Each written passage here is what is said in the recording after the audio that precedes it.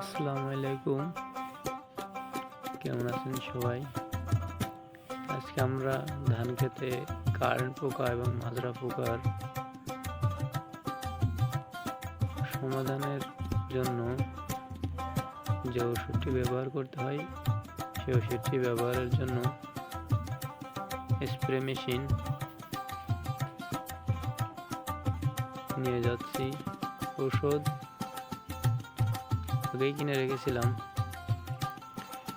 তো আমাদের ধান ক্ষেতটা একটু দূরে হওয়ার কারণেই সাইকেল নিয়ে যাচ্ছি যাতে করে তাড়াতাড়ি যাওয়া যায়।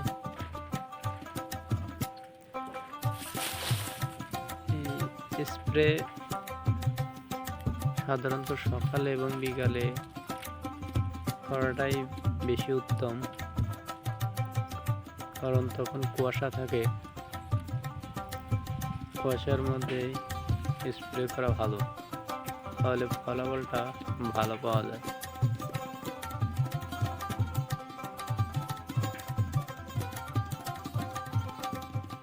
দেখতে থাকুন শেষ পর্যন্ত, তাহলে সবই বুঝতে পারবেন।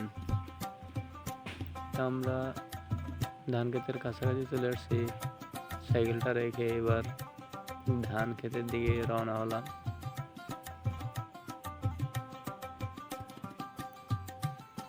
ধান ক্ষেতটা একটু দূরে, তা একটু সময় লাগবে।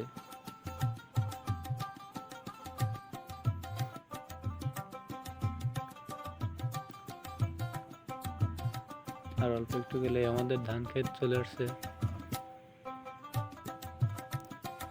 সবারই ধান ইনশাল্লাহ এবার ভালো হয়েছে, আল্লাহর রহমতে প্রতিটা ধান ক্ষেতেরই ধান ভালো হয়েছে।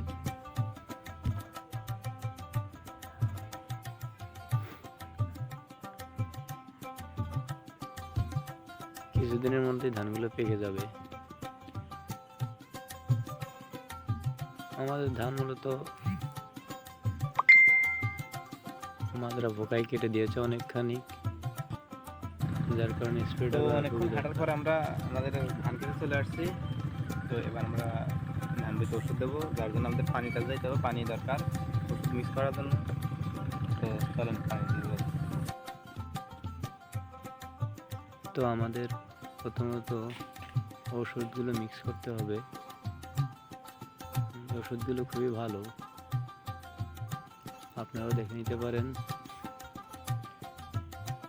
এর আগে আমি ব্যবহার করেছি, ইনশাল্লাহ ভালো ফলাফলই পেয়েছি।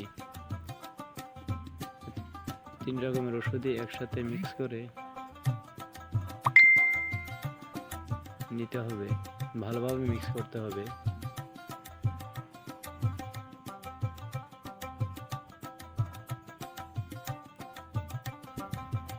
এরপর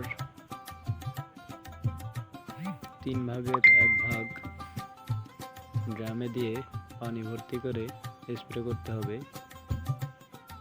আমাদের ধান ক্ষেত অনুযায়ী 3 ড্রাম দিতে হবে। অবশ্যই মাস্ক পরে নিতে হবে। সবাইকে অনুরোধ জানাবো, আপনারা স্প্রে করার সময় মুখে মাস্ক ব্যবহার করবেন। প্রয়োজনে চশমাটাও ব্যবহার করবেন। আমার যেহেতু চশমা নাই, সেক্ষেত্রে আমি ব্যবহার করি নাই। তো দেখুন কিভাবে স্প্রে করতে হয়।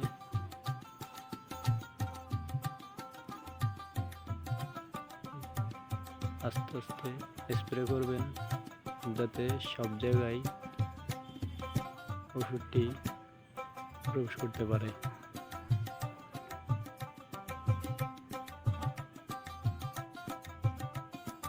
আস্তে আস্তে হাঁটতে হবে অবশ্যই।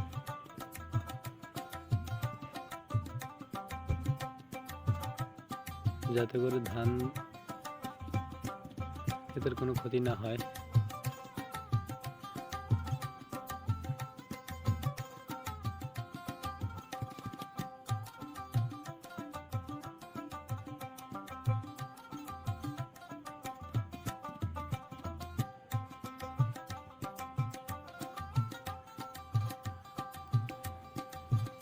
তিন ড্রামে পানি দিতে হবে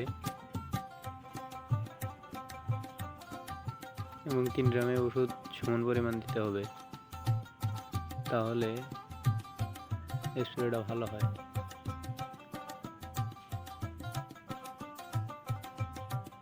এবং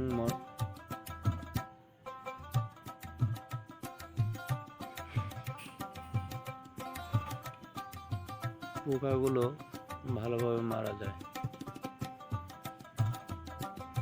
তো আমার এক ঢোম দেওয়া হয়ে গেছে।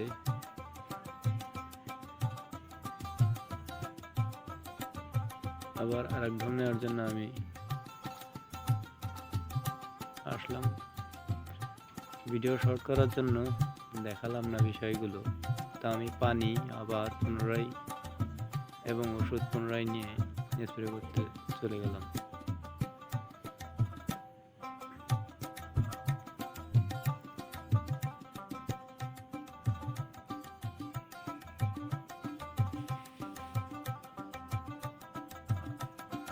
আমার স্প্রে করা প্রায় শেষ।